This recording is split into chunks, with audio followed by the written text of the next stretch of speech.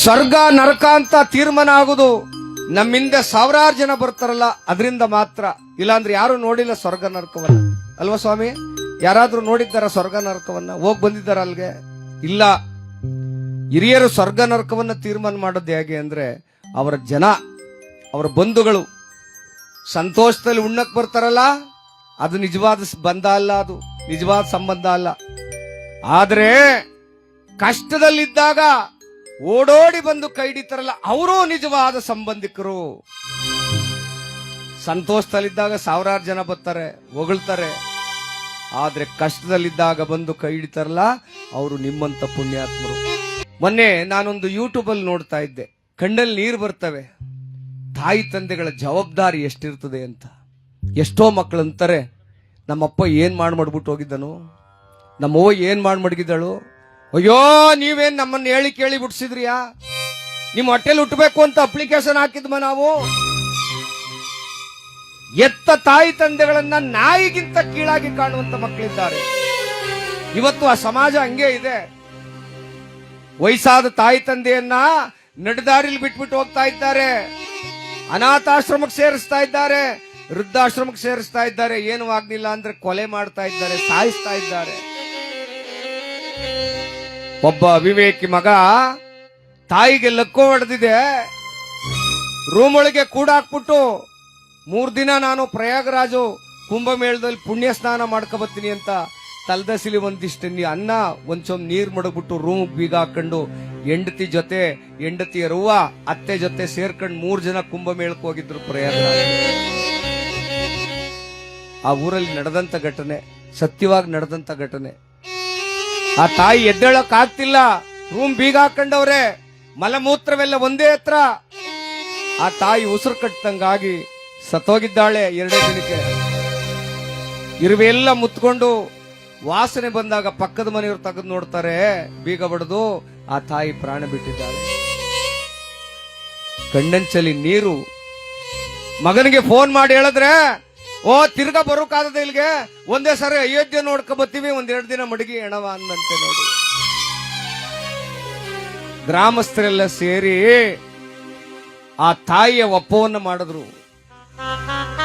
ಮಗ 3 ದಿನ ಆದ್ರೂ ಬರ್ಲಿಲ್ಲ, ಒಪ್ಪ ಆದ್ಮೇಲೆ ಇನ್ನೇನು ನೆಮ್ಮದಿಯಾಗಿ ಹೋಗುವ ಅನ್ಕೊಂಡು. ಅಂದ್ರೆ ಆ ತಾಯಿ ಅವನಿಗೇನು ಮಾಡೇ ಇರ್ಲಿಲ್ವಾ? ಗರ್ಭವತಿ ಅಂತ ಗೊತ್ತಾದಾಗಲೇ ತನ್ನ ಆಸೆಯನ್ನು ಬಿಟ್ಲಲ್ಲ ಆ ತಾಯಿ. ಪ್ರಸವ ವೇದನೆಯಲ್ಲಿ ರಕ್ತದ ಮಡುವಿನಲ್ಲಿ ಬಿದ್ದು ಒದ್ದಾಡದ್ಲಲ್ಲ, ತನ್ನ ಕಂದನಿಗಾಗಿ ಒದ್ದಾಡದ್ಲಲ್ಲ, ಅದ್ಯಾವುದು ಆ ಮಗನಿಗೆ ನೆನಪಿಗೆ ಬರಲಿಲ್ವಾ? ಆ ತಾಯಿಯ ಮಾಡಿದ ಸೇವೆಯ ತ್ಯಾಗವನ್ನು ನೆನೆಸ್ಕೊಳ್ಳದೆ ಮಗ, ಅವಿವೇಕಿ ಮಗ ಅಯೋಗ್ಯನಾದ. ಈ ರೀತಿ ಯಾರಿಗೂ ಆಗಬಾರದು ತೊಂದರೆಗಳು. ಎತ್ತ ತಾಯಿ ತಂದೆಯರನ್ನ ದೇವರಿಗಿಂತ ಹೆಚ್ಚಾಗಿ ಪೂಜಿಸಬೇಕು. ಅವರಿಲ್ಲದೆ ಜಗತ್ತಿಲ್ಲ, ಅವರಿಲ್ಲದೆ ಬದುಕಿಲ್ಲ. ಒಂದು ದಿನ ದೇವರ ಮನೇಲಿ ಹೋಗಿ ದೇವಸ್ಥಾನಕ್ಕೆ ಹೋಗಿ ಪೂಜೆ ಮಾಡದೆ ಇದ್ರು ಚಿಂತೆ ಇಲ್ಲ. ಅಪ್ಪ ಅಮ್ಮನಿಗೆ ಅನ್ನ ಹಾಕ್ಬೇಕಂಡ್ರಪ್ಪ, ಅವ್ರಿಲ್ಲದೆ ನಾವಿಲ್ಲ. ಅದಕ್ಕೆ ದೊಡ್ಡವರು ಯಾವ ರೀತಿಯಾಗಿ ಹೇಳ್ತಾರೆ ಅಂದ್ರೆ, ದುಡ್ಡೊಂದಿದ್ರೆ ಈ ಜಗತ್ತಲ್ಲಿ ಏನ್ ಬೇಕಾದ್ರೂ ಸಂಪಾದನೆ ಮಾಡ್ಕೋಬಹುದಪ್ಪ. ಎತ್ತ ತಾಯಿ ತಂದೆಯನ್ನ ಕಳ್ಕೊಂಡ್ರೆ ಇನ್ ಯಾವತ್ತೂ ಸಂಪಾದನೆ ಮಾಡ್ಲಿಕ್ಕೆ ಆಗೋದಿಲ್ಲ. ನೋಡಿ, ನಮಗ್ ನಾವೇ ಪ್ರಶ್ನೆ ಮಾಡ್ಕೊಳ್ಳುವ, ಎಷ್ಟು ಜನ ಹಬ್ಬಗಳಲ್ಲಿ ಅಪ್ಪ ಅಮ್ಮನ ಪಾದಕ್ಕೆ ನಮಸ್ಕಾರ ಮಾಡ್ತಾ ಇದೀವಪ್ಪ? ನೀವೇ ಯೋಚನೆ ಮಾಡ್ಕೊಳ್ಳಿ. ನನ್ನ ಸೇರ್ದ ಆದಿಯಾಗೆ ಬರ್ತ್ಡೇ ಮಾಡ್ಕೊಳ್ತೀವಿ, ಅಪ್ಪ ಅಮ್ಮನ ಪಾದಕ್ಕೆ ನಮಸ್ಕಾರ ಮಾಡಲ್ಲ, ಅತ್ತೆ ಮಾವನ ಪಾದಕ್ಕೆ ನಮಸ್ಕಾರ ಮಾಡಲ್ಲ, ಮಕ್ಕಳಾದ್ರೆ ಹಿರಿಯರ ಪಾದಕ್ಕೆ ನಮಸ್ಕಾರ ಮಾಡಲ್ಲ. ಅವನಿಗೇನ್ ಕಾಲಿಗೆ ಬಿದ್ದೀವಿ, ಹೋಗೋ, ಅವ್ರಿಗೆ ಯಾಕೆ ಕಾಲಿಗೆ ಬೀಳ್ಬೇಕು ನಾನು? ನಾನು ಬಗ್ಗಕ್ಕಾಗುದಿಲ್ಲ. ಇದು ಸಂಸ್ಕಾರವಲ್ಲ. ಎಷ್ಟೋ ಹಳ್ಳಿಗಳಲ್ಲಿ ಇವತ್ತು ಮನೆಗೆ ಬಂದಂತ ಅತಿಥಿಗಳ ಪಾದವನ್ನು ನಮಸ್ಕಾರ ಮಾಡಿ, ಬನ್ನಿ ನನ್ನಪ್ಪ, ನಾನು ಮನೆಗೆ ಬಂದದ್ದು ನೀವು ಶ್ರೀಕೃಷ್ಣ ಬಂದಂಗಾಯ್ತು ಬಪ್ಪ ಅಂತಾರೆ. ಅಂದ್ರೆ ಅದೊಂದು ದೊಡ್ಡ ಸಂಸ್ಕಾರ. ಅದಕ್ಕೆ ತಾಯಿ ತಂದೆಗಳಿಲ್ಲದೆ ಈ ಜಗತ್ತಿಲ್ಲ ಅನ್ನೋದನ್ನ ಮಕ್ಕಳಿಗೆ ಸಾರಿ ಸಾರಿ ಹೇಳಿ, ಮಕ್ಕಳನ್ನ ಅನಾಥ ತಂದೆ ತಾಯಿಗಳನ್ನ ವೃದ್ಧಾಶ್ರಮಕ್ಕೆ ಬಿಡೋದನ್ನ ತಪ್ಪಿಸಬೇಕು. ಅಪ್ಪ ಅಮ್ಮನಿಗೆ ಅನ್ನ ಹಾಕಬೇಕು. ನೀವು ದೇವಸ್ಥಾನದಲ್ಲಿ ಹೋಗಿ ಸಾವಿರಾರು ಜನಕ್ಕೆ ಅನ್ನ ಹಾಕಿದ್ರ ಪ್ರಯೋಜನ ಅಲ್ಲ. ಸತ್ತ ಮೇಲೆ ಸಮಾಧಿ ಮೇಲೆ ಸಾವಿರಾರು ತಿಂಡಿಗಳು ಮಾಡಿಟ್ರೆ ಪ್ರಯೋಜನ ಇಲ್ಲ. ಬದುಕಿರುವಾಗ್ಲೇ ಕೊಡ್ಬೇಕು ಅವಳಿಗೆ. ಅದಕ್ಕೆ ದೊಡ್ಡವರು ಹೇಳ್ತಾರೆ, ಯಾವ ರೀತಿಯಾಗಿ ಹೇಳ್ತಾರೆ,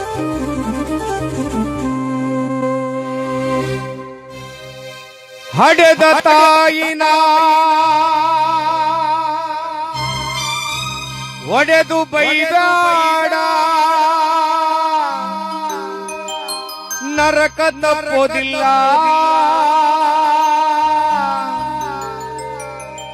ತಂದೆ ತಾಯಿನ ಬ್ಯಾರೆ ಇಡಬ್ಯಾಡ ದೇವರೊಪ್ಪೋದಿಲ್ಲ ನಮ್ಮ ದೇವರೊಪ್ಪೋದಿಲ್ಲ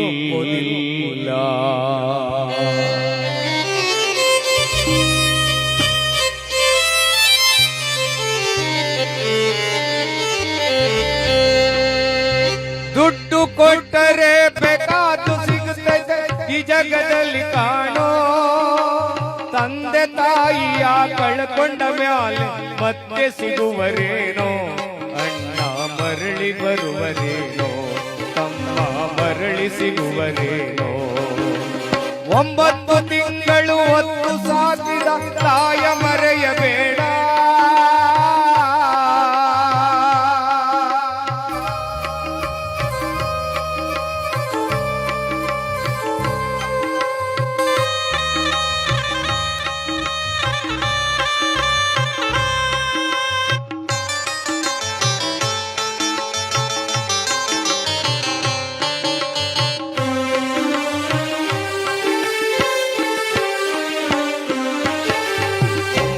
ತಿಂಗಳು ಸಂಕಟ ನೀಡಿ ಹೊಟ್ಯಾಗ ಬೆಳೆದಲ್ಲೋ ಹುಟ್ಟಿ ಬರುವಾಗ ತಾಯಿ ಜೀವಕ್ಕೆಷ್ಟು ಕಷ್ಟ ಕೊಟ್ಟೆಯಲ್ಲೋ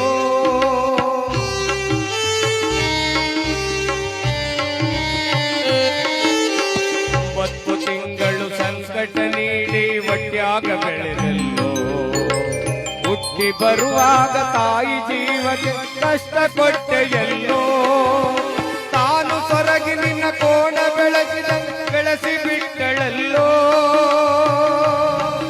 ಅವ್ವಾ ಅವ್ವಾ ತಾಯೇ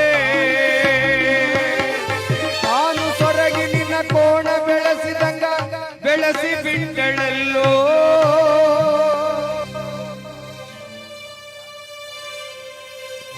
ಬೆಳೆದ ಮಗನು ತನಗಾಸರೆ ಅಂತ ತಾಯಿ ತಿಳಿದಳಲ್ಲೋ ಜೀವ ಇಟ್ಟಾಳು ನಿನ್ನ ಮ್ಯಾಲ ಜೀವ ಇಟ್ಟಾಳು ನಿನ್ನ ಮ್ಯಾಲ ದುಡ್ಡು ಕೊಟ್ಟರೆ ಬೇಕಾದ್ದು ಸಿಗುತ್ತೈತೆ ಈ ಜಗದಲ್ಲಿ ಕಾಣೋ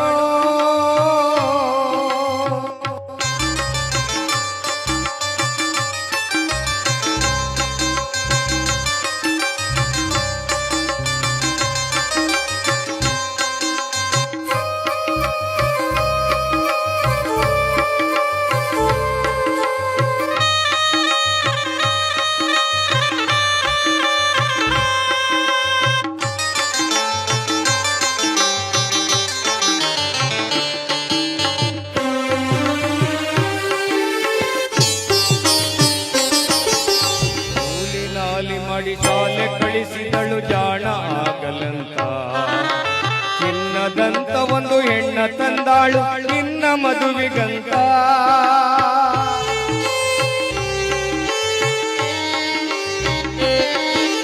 ಕೂಲಿ ನಾಲಿ ಮಾಡಿ ಶಾಲೆ ಕಳಿಸಿದಳು ಜಾಣ ಆಗಲಂತ ಚಿನ್ನದಂತ ಒಂದು ಹೆಣ್ಣ ತಂದಾಳು ನಿನ್ನ ಮದುವೆಗಂತ ಸಾಲ ಸೂಲ ಮಾಡಿ ಮದುವೆ ಮಾಡಿದ ಕಳ್ಳಿಯಬ್ಬಲಂತ ಸಾಲ ಸೂಲ ಮಾಡಿ ಮದುವೆ ಮಾಡಿದ ವಂಶ ಬೆಳಗಲಂತ ಮುಪ್ಪಿನ ತಾಯಿ ಏನೇನೋ ಕನಸ ಕಟ್ಟಿಕೊಂಡು ಕುಳಿತಿದ್ದ ಕನಸು ಕನಸಾಗೆ ಹೋಯ್ತಾ ಕನಸು ಕನಸಾಗೆ ಹೋಯ್ತಾ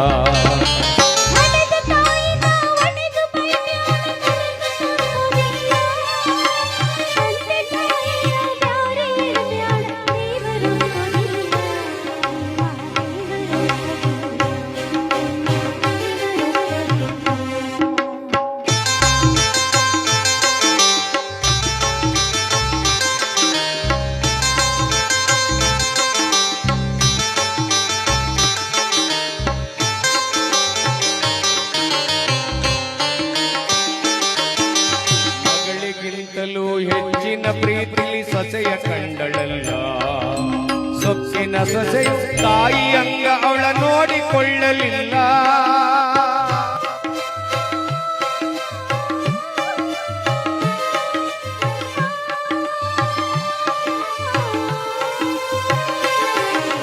ಮಗಳಿಗಿಂತಲೂ ಹೆಚ್ಚಿನ ಪ್ರೀತಿಲಿ ಸೊಸೆಯ ಕಂಡಳಲ್ಲ, ಸೊಕ್ಕಿನ ಸೊಸೆಯು ತಾಯಿಯಂಗ ಅವಳ ನೋಡಿಕೊಳ್ಳಲಿಲ್ಲ. ಉಂಡು ಬಿಟ್ಟಿರುವ ಎಂಜಲನ್ನವ ತಾಯಿಗ ಕೆಳಲ್ಲ.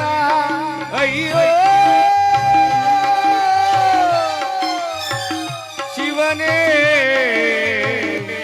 ಹರನೇ,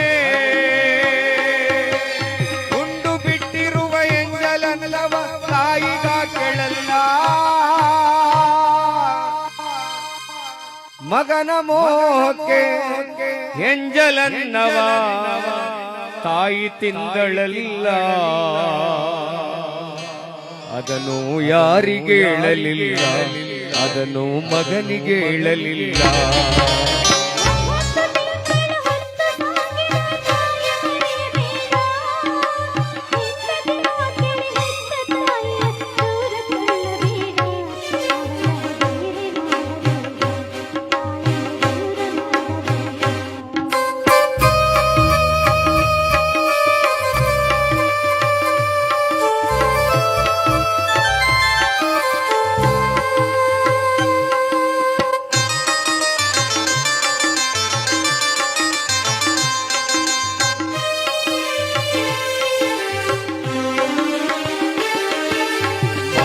ಇದ್ದರೂ ಹಡೆದ ತಾಯಿಯು ಪರದೇಶಿಯಾದಳು, ಅಲ್ಲಿ ಇಲ್ಲಿ ಭಿಕ್ಷೆಯ ಬೇಡಿ ದಿನಗಳ ಕಳಿತಾಳೋ.